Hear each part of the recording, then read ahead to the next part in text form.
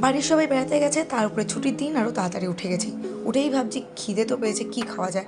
তো ডিম সেদ্ধ বসিয়ে দিয়ে গাজর, পেঁয়াজ আর হচ্ছে শশা সুন্দর করে ছুলে নিয়ে একেবারে গ্রেট করে নিলাম। গ্রেট করার পরে দেখেছো কী সুন্দর করে গ্রেট করেছি আমি, ওহো। এরপরে ডিমটা ছুলে নিয়েছি আর তিনটে জিনিস সুন্দর করে মিশিয়ে তার উপরে দিয়ে দিয়েছিলাম মেয়োনিজ। আর মেয়োনিজটা একবারে জমে গেছিলো মনে হয় শীতকালে। যাই হোক, মেয়োনিজটা ওতে অনেক কষ্টে বেরিয়েছে। বেরোনোর পরে সুন্দর করে মাখিয়ে নিলাম। ডিমটাও একেবারে গ্রেট করে দিয়ে দিলাম আর একটু মেয়োনিজ দিয়ে সুন্দর করে মাখিয়ে রেখে দিলাম।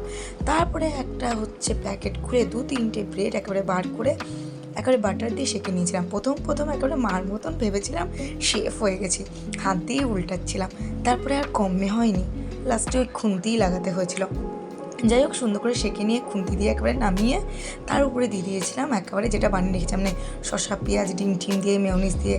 তো এই পুরটাই দিয়ে দিয়েছিলাম। আমার মা যদি দেখে যে আমি এত সুন্দর করে বানিয়েছি, তাও আবার এত হেলদি স্যান্ডউইচ নিজের জন্য, আমার মা করে খুশি হয়ে যাবে। কারণ আমি অফিস চলাকালীন একেবারে কিছুই করি না। যাই হোক, সকাল সকালে উঠলে হয়তো ব্রেনটাও ভালো চলে, এনার্জিও ভালো থাকে। যাই হোক, ভালোই লাগলো। এরপরে উপর থেকে দিয়ে দিয়েছিলাম চিজ। তো চিজটা না আমার মানে ফ্রিজে থাকার জন্য এখন শক্ত হয়ে গেছিলো, তো ভেঙেই দিয়েছিলাম। কিন্তু যেই রোদ্রে গেছি ছাদের উপরে, অমনি একেবারে চিজ একেবারে গলে জল। যাই হোক, এরপরে বানিয়ে নিয়েছিলাম একটু চা আমি একদমই খাই না, কিন্তু শীতকালে আজকে যেগুলো খাই না সেগুলোও ইচ্ছে করছিলো। তো চা বানিয়ে নিয়ে ছাদের উপরে চলে গেলাম স্যান্ডউইচ নিয়ে। একা একেবারে চা আর স্যান্ডউইচে জমে গেছিলো সকালটা।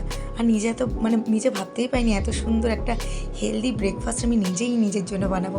উফ, সত্যি সকাল ওঠা একটা আলাদা ফায়দা আছে, মা ঠিকই বলে। যাই হোক, সবাই দেখে নিয়েছো, নিজে বানাও।